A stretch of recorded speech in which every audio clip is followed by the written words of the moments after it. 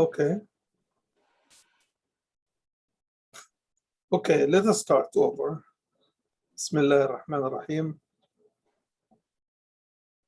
The last time we finished with the story of Moses wrongfully killing a person unintentionally when one of his community members asked for his help against one of the people of Pharaoh, and Moses intervened against the Pharaoh person, and he struck him, and in one strike the man was dead. And Moses understood that this is a work from the work of Satan, and he asked Allah to forgive him, and Allah forgave him. So he retired to a place, maybe most probably somewhere away, and he said, "Oh my Lord, for that with which you have favored me, I will never anymore be a helper for the criminal ones," referring to the guy from his own community.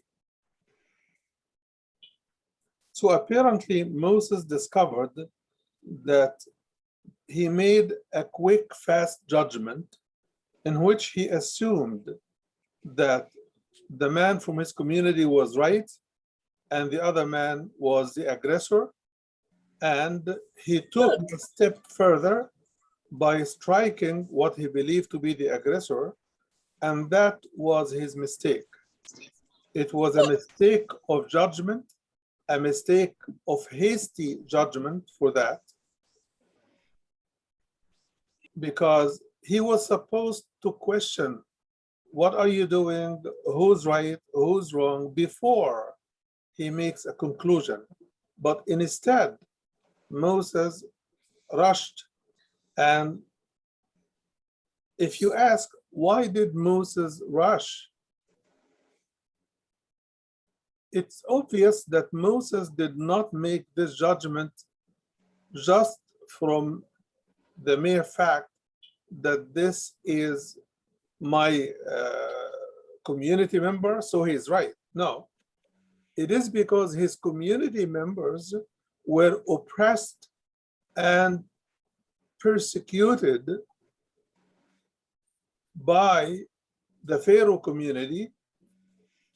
He pushed back against the Pharaoh community member, thinking that because his community is oppressed, that this guy is the aggressor. So he made a hasty conclusion without inquiring about the specifics of the fight, or who's right or who's wrong. And this is why once he recognized what he has done as wrong, he asked Allah for forgiveness. That's ayah number 16. And in ayah 17, he says, "Oh my Lord, by that with which you have favored me, because of your favors upon me, I will never anymore be supportive to the criminal ones," referring to his community member as the criminal one. So the second day, Moses wake up in the city afraid and scared for his life, because Pharaoh's people are now looking for who killed this man, and apparently they were told that it is Moses who did it. Okay, so as he was afraid in the town and scared for what he has done, the man who had sought his help the day before called for his help again. Moses, having taken the lesson, he told him, "Indeed, you are a plain mischief doer. You are a corrupt person. You are not a good person." So when he wanted when he decided to seize the man who was an enemy to both of them, the man said, "O Moses, is it your intention to kill me as you killed a man yesterday?" Now, this is the man from his community that Moses supported the day before, coming to seek his help against another one. And Moses understood that this guy is not fair, is not straight. He is a troublemaker. So once he started to go against him, the man shouted and he said, "Oh, Musa, you want to kill me as you killed this guy yesterday?"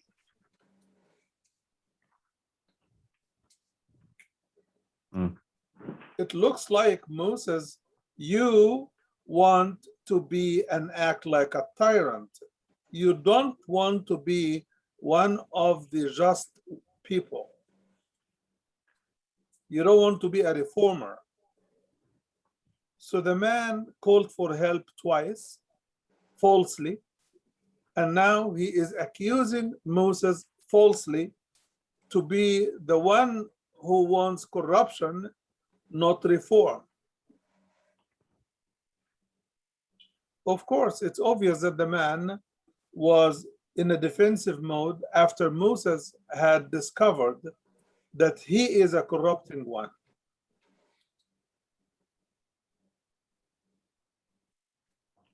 So as they were in that discussion, and Moses avoided intervening on his behalf this time, a man came, ayah number 20, a man came from the other side of town, the farthest end of the city. And it looks like the man was coming, almost running to catch up with Moses.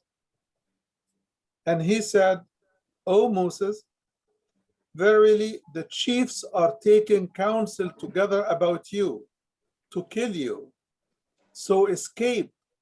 Truly, I am to you of those who give sincere advice."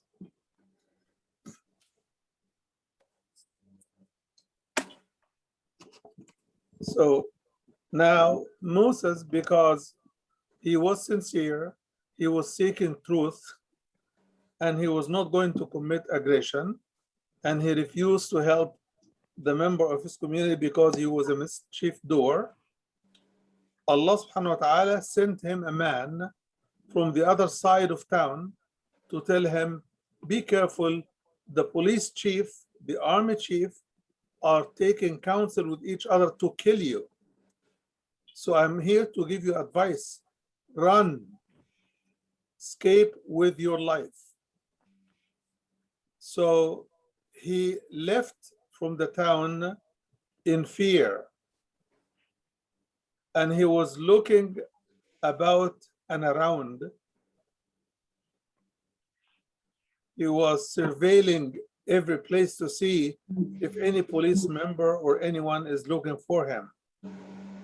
And he prayed to Allah, saying, "O Allah, O my Lord, save me from the people who are committing injustice. Those are the polytheists who are worshiping Pharaoh, and the wrongdoers, the members of his community." This is ayah number 21. Where would he go next? He went towards the land of Midian, or Midian, M-I-D-I-A-N, Midian, which is a town on the outskirts of Palestine, or I mean Egypt, I'm sorry. But he was heading out of Egypt. He wanted to run away. And he said, "It may be that my Lord guides me to the right way." He, on his way out of the capital of Egypt, away from the city where Pharaoh and his soldiers are, he wanted to go towards Midian, and on his way, he prayed and said, "Maybe Allah will guide me as to what is the right way. How do I get where I want? What is the safe place to go to? So subhanallah, he is in a real state of fear for his life. And there, when he arrived to the main well in Midian, the water of Midian, he found there a group of men watering their flocks. And besides them, he found two women who were keeping back their flocks.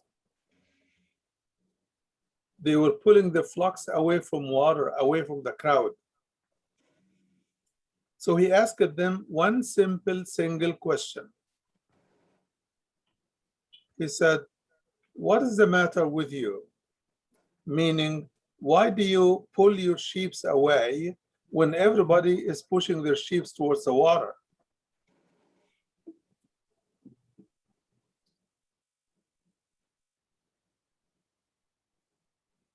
They said, "We cannot water our flocks until the shepherds take their flocks and move away. And our father is a very old man."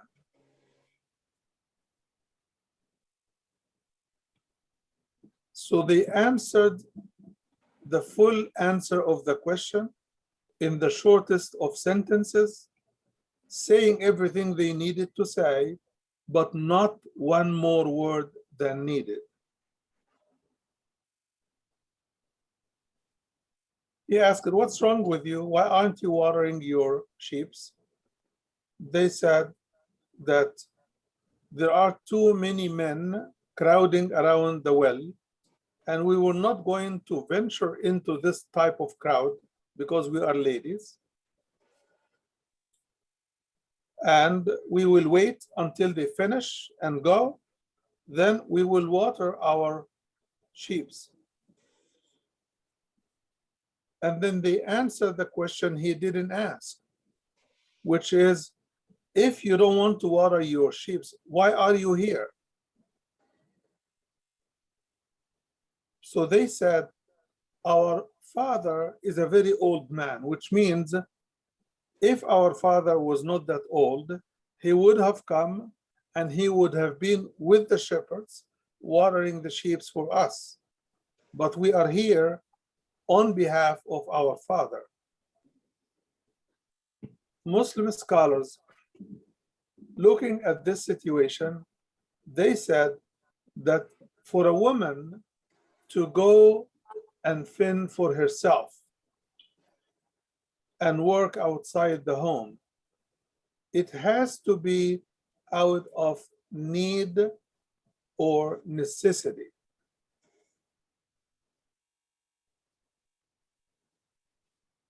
Why? Because they didn't go except because their father was too old to do it. They also concluded that when you are working as a lady, that you do not compete shoulder to shoulder with men physically. Unlike what you see, for example, in the metro train, when people are crammed like sardine in a box, men, women, young, old, or what you could see even in other countries, that people are crammed like in a Chinese or a Japanese train. The metro police there, they push people so that the door would close, which means they are pushing flesh against flesh, men, women, children, everybody. So they are really stuck more than a sardine in a box. So Muslim scholars look at this and they say, look how respectful these two ladies were. Look at how they cared for themselves being ladies, that they do not push physically men or even their sheep to scramble towards the water. They acted with dignity. Then they also concluded that if you are a person who sees a lady or more in a situation where men gathering stops them from getting what is their right, you do not engage in chatting and long discussions. If you are inquisitive, you want to help, then ask a short question, and they should not answer with a long answer. They should answer briefly.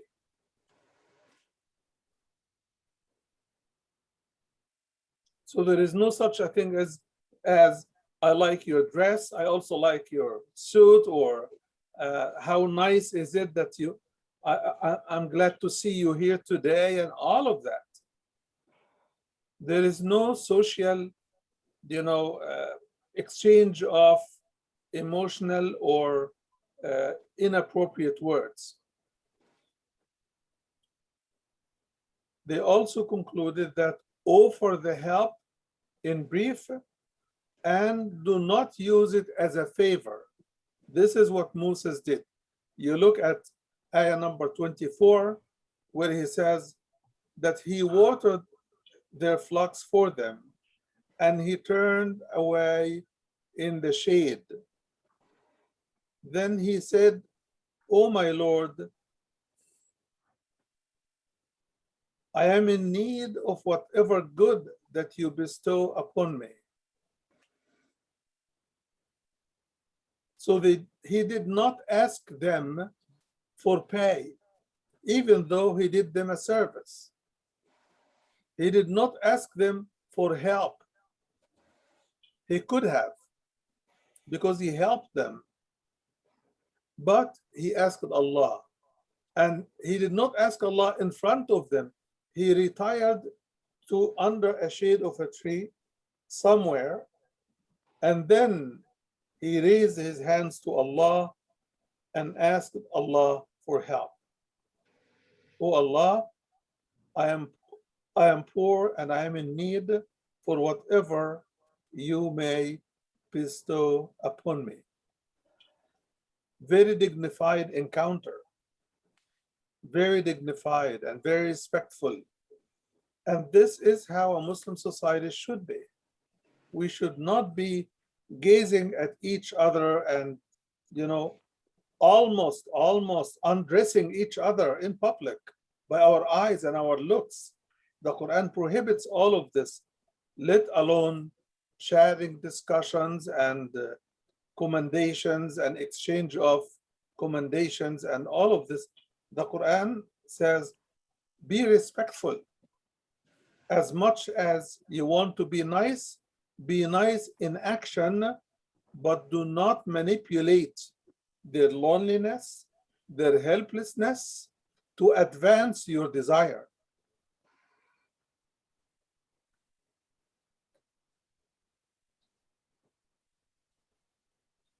Furthermore, ayah number 25 will tell us that one of them came back walking on shyness. The Quran describes her as walking on shyness, shyly walking towards him. That's not something that she dares to do. Was she not sent by her dad? She was not daring. She was not coming to flatter him or to make a story or to make friends with him. No. She was coming to communicate a message on behalf of her father. So she does not deliver the message as her own. What does she say?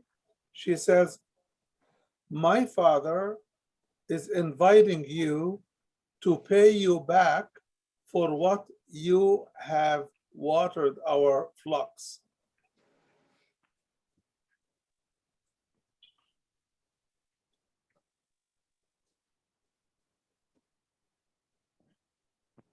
Out of the text of the Quran, the story goes on to say that this woman that came sent by her father, as I mentioned, she did not make the message her message. She's not saying, we are inviting you to our home to pay you for, no.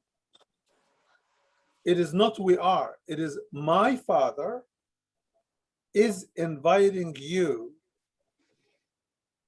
to pay you back for watering our flocks.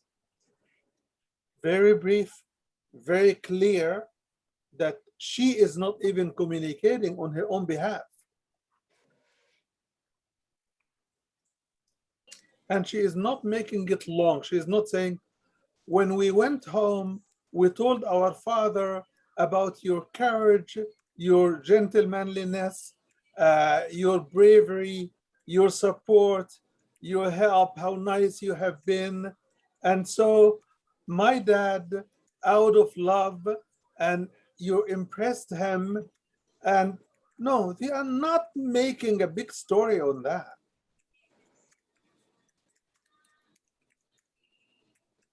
I am giving you those details because they do matter, because this is what you should get from the text when you read the Arabic.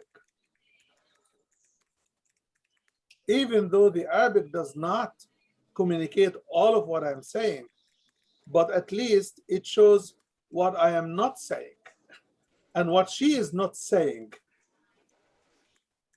by zooming in on a short, brief statement. My father invites you to pay you off for watering our flocks, period. Very short, very precise.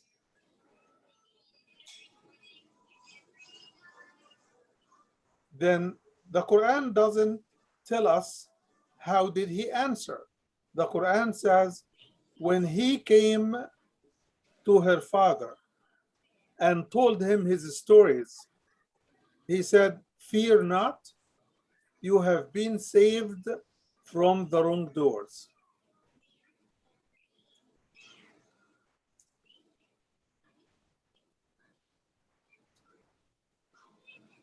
Up until here, the exchange is very respectful between that young lady and Moses. And the exchange and the reception seems to have been very good. Her father told him, it looks like you have been saved from those wrongdoers. To calm him down, he told him, fear not, which means they cannot get you when you are here. We are far away from where they are.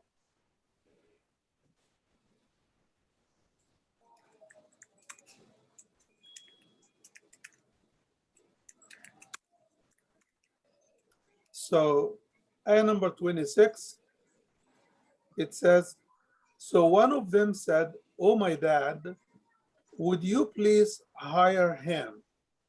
Because the best of men to hire is the strong, the trustworthy. Now she is making a judgment call on behalf of herself and her father. The judgment is, this man is a strong man. They saw him, how he took the sheep and pushed them towards the well, and how he pulled them out back in a crowd of men. So they saw that this man is powerful. He has the strength to take sheep out, to water them, and to bring them back safe and fed. And she is talking about her father hiring Moses to take care of the farm animals based on the type of help he exhibited, the power to take such a responsibility. Then she commended him by saying, the best to hire, my dad, the best to hire is someone who is strong and trustworthy. How did she know that he is trustworthy? Now I'm asking you, Anyone, tell me, how did she make this judgment? Obviously, seeing him watering the flocks can show her his strength, but how did she judge his trustworthiness? How did she come up with this conclusion?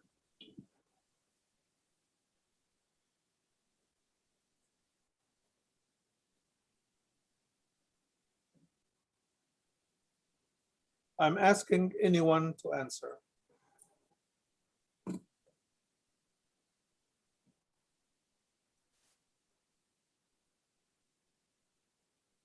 Aisha. I think it was emotion involved. That's my assumption. A bit of emotion involved.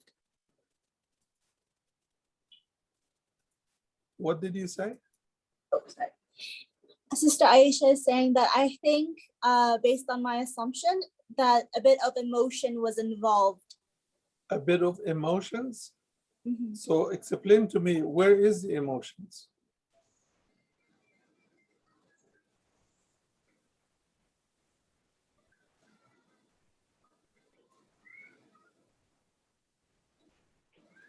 Sister Naima saying, I think Allah sent her to trust Moses because Moses made a dua and that was a good deed that he did. No, but I was not asking why did Allah give him a way out. I was asking how did the girl conclude that he was trustworthy? What did he do or what did he not do that made her make that conclusion?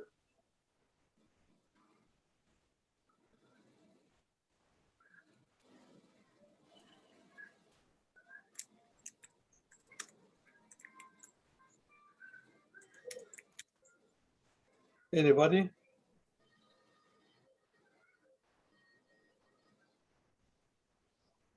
Okay, I will help you. Because her father asked her to invite Moses, so it means he knows that her father trusts him. No, her father had not met him, and she is the one who is telling her father that Moses is trustworthy. She is the one making the judgment, not her father. She is recommending him as a strong and a trustworthy person.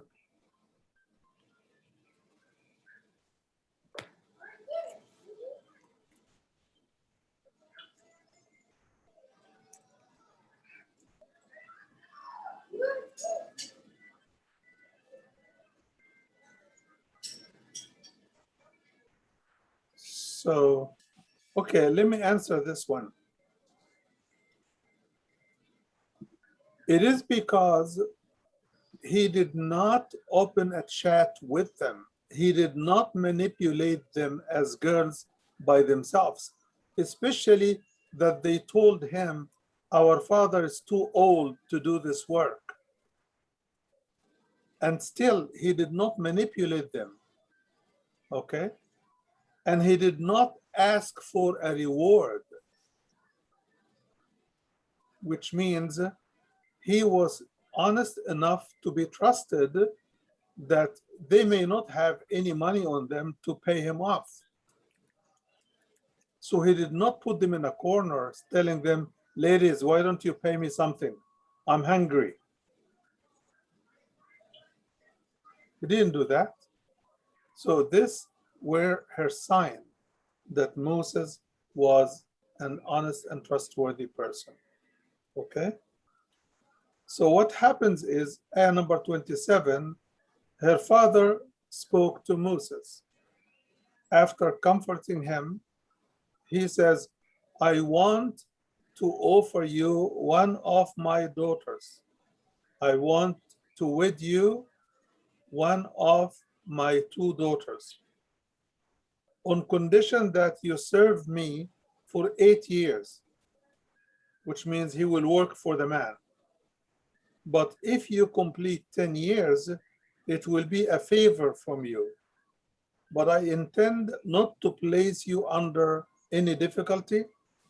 If Allah will, you will find me one of the righteous people.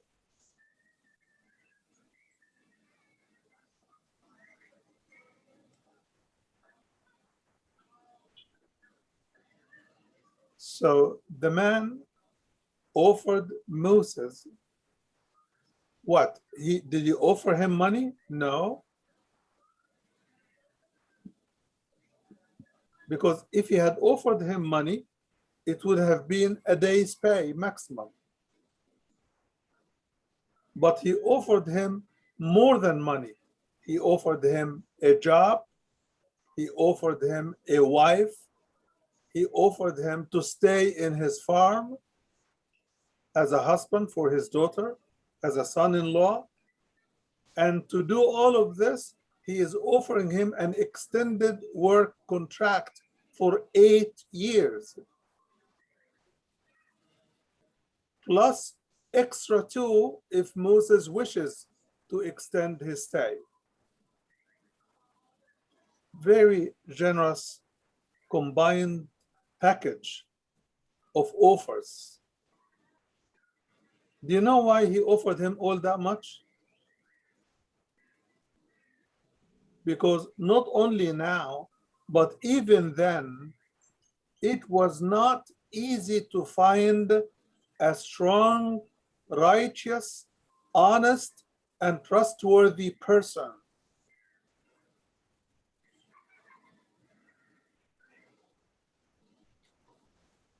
So they got a package, so he offered him a deserving package at his end.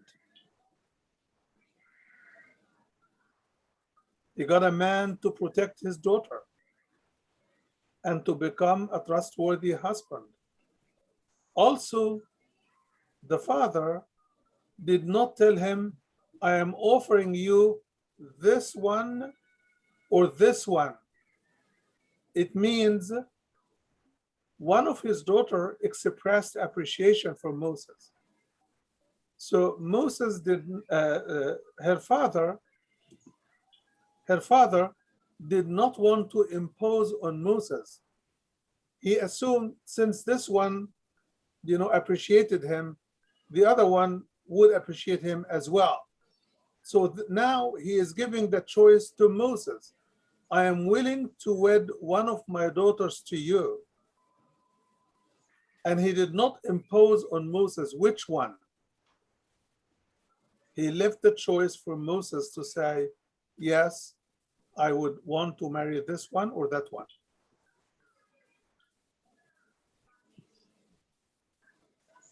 So as you could see, the society is quite conservative. People could talk without having to be explicit about everything. Unlike our day and time, where everybody talks about everything in details.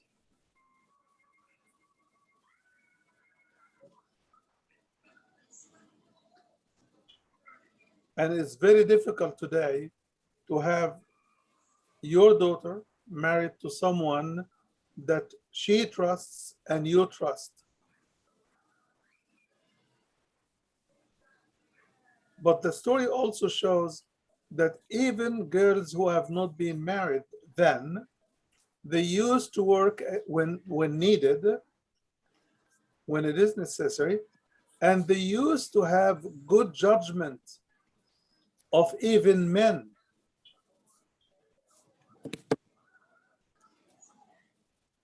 That also is a perspective that we need to keep in mind. So Moses heard the offer, and number 28, he says, this is between me and you. Whichever of the two terms I fulfill, there will be no injustice done to me.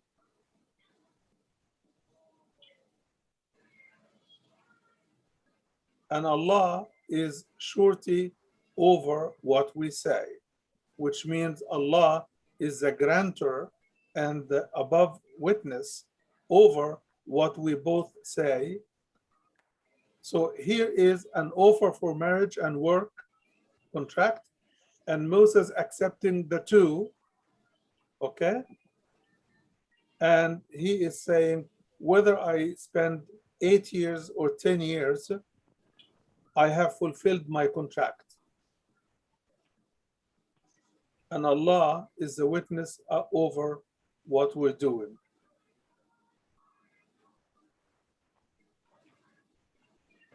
Now, Moses is going to settle with this righteous man, which some narrations say he was Prophet Shu'aib, the prophet who was sent to the city of Madian, or the town of Madian.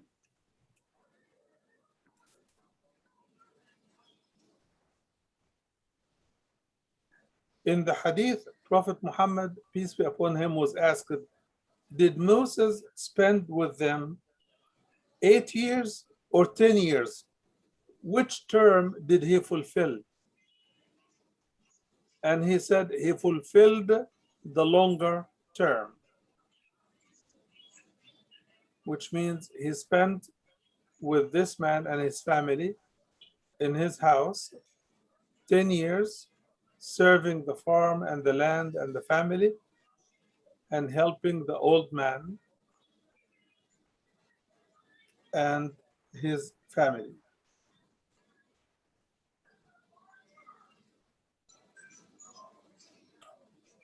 Now, Moses fulfilled the contract, and number 29,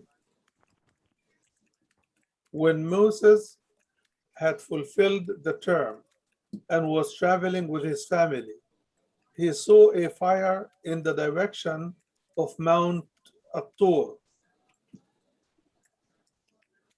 Mount At-Tur is in the Sinai desert.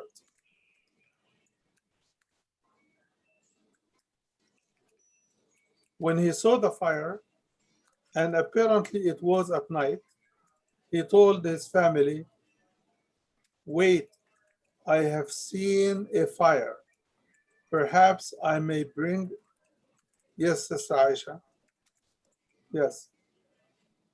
Sorry to interrupt. I have a question. I was really curious. So Moses and the father agreed to the contract to work for 10 years. That he offered him a wife. I'm sorry, what's the last sentence? He the father offered Moses a wife and to work for them for 10 years. He did that contract. He was there for 10 years, but did he marry the daughter as well? Yes. This is what it means when the ayah says, after he finished the contract, he left with his family, which means his wife.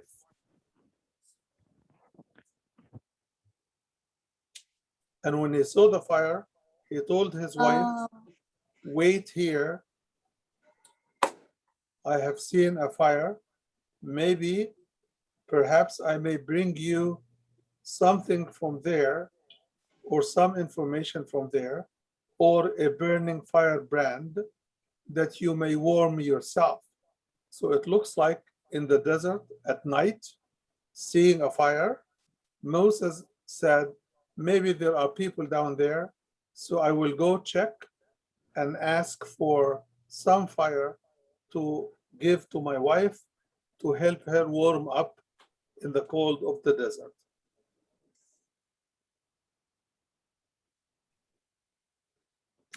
So when he reached the fire, and number 30, when he reached the fire, he was called from the right side of the valley in the blessed place from the tree.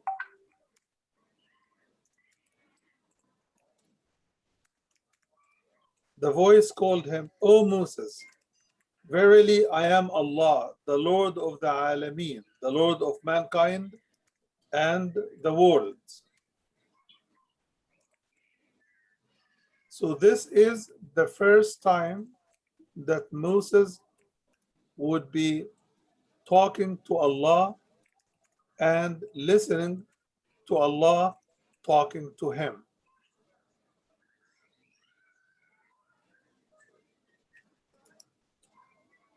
The first call is the voice behind the bush, okay, and the fire called Moses in the blessed spot from the tree, saying, O Moses, I am Allah, the Lord of the worlds.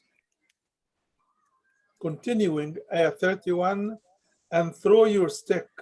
Moses had a stick that he used to direct his sheep and his flocks. So Allah told him, throw your stick. But when he saw it moving as if it were a snake, he turned in flight. Moses became afraid and he started to run away and look not back. He did not look back as he was running away, fearful of the stick turning into a snake. So Allah called him. It was said, O Moses, draw near and fear not. Verily, you are of those who are secure. So Allah comforted him and called him back to come back to where the stick was, even though he saw it turning into a real snake. Then Allah told him, ayah number 32, put your hand in your bosom. You know the bosom is this opening. It's called the bosom. Put your hand in your bosom, which means stick your hand inside your clothes, in your bosom, okay? And it will come out free from any blemish, without any disease. Apparently, Moses had a skin disease in his hand.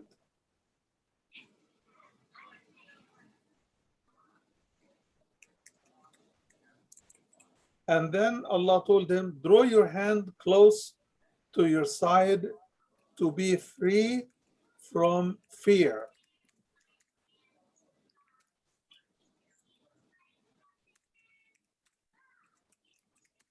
Which to do like this, your side,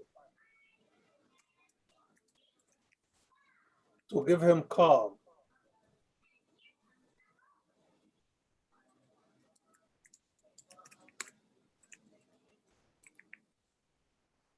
And your hand will return to its original state. The blemish will be gone. So when he puts his hands under his side and take it out, it will be free from any blemish.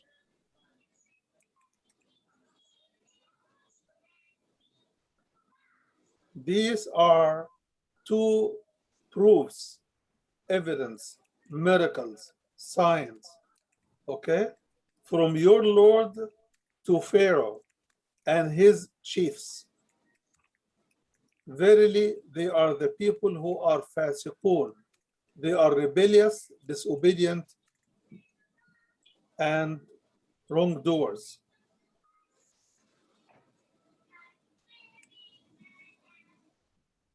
Ayah number 33, Moses answers. He says, my Lord, I have killed a man among them, and I fear that they will kill me. And my brother Aaron, he is more eloquent in speech than I am. So send him with me as a helper to confirm me and to support me. Indeed, I fear that they will belie me. Allah subhanahu wa ta'ala answers him and says, we will support you and strengthen your arm through your brother. And we will give you both power, so they shall not be able to harm you. So Allah now is promising Moses and Aaron to have strength and to have power, and that the people of Pharaoh will not be able to harm them. Then he says, with our ayat, with our evidence, proofs, verses, signs, and miracles, you too, as well as those who follow you, will be the victors. So Allah did not only secure Moses and Aaron, he told them that the people who follow you will also be secure and victors.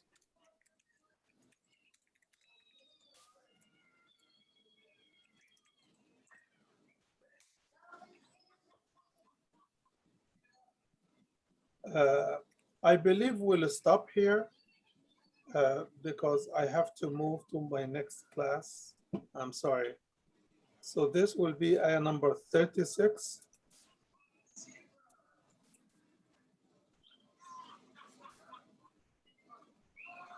We will start with ayah number 36, inshallah, when Moses encounter Pharaoh and present his signs and evidence, and Pharaoh will bring his magicians. We will go over that part, inshallah, next week.